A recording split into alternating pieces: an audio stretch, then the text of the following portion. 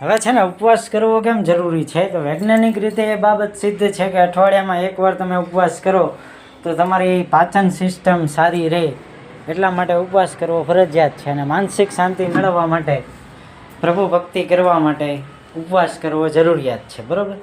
એટલે ઉપવાસ કરવો જોઈએ.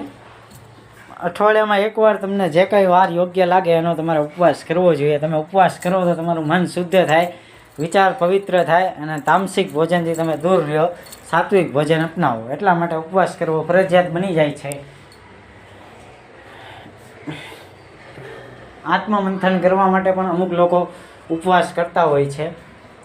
ધ્યાન, મેડિટેશન વગેરે કરવું પણ ખૂબ જ જરૂરી બની જાય છે. તો તમે તમારા પોતાના સોલ પર્પઝ જાણી શકો છો ઉપવાસ કરીને, કે ભાઈ એકચ્યુઅલમાં મને આ ધરતી ઉપર શા માટે મોકલવામાં આવ્યો છે અથવા શા માટે મોકલવામાં આવી છે.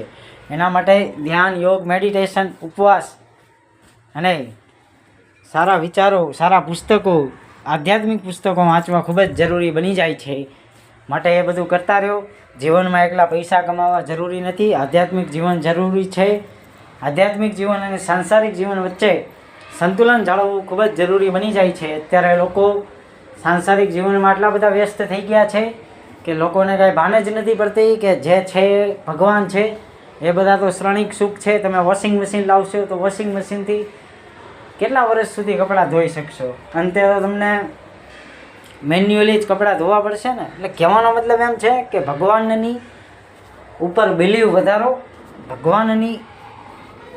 ભગવાનને ડીપમાં જાણો. ડીપમાં, ઉપર નથી પગે લાગવાનું, ડીપમાં જાણો તો તમને ખબર પડે કે નહીં, this is the power of mother universe, this is the power of divine angels, this is the power of cosmic energy.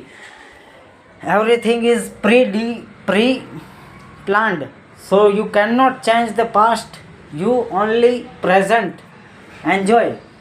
વાત સમજાય તો લાઈક કરો, કોમેન્ટ કરો, સબસ્ક્રાઈબ કરો. રાધે રાધે.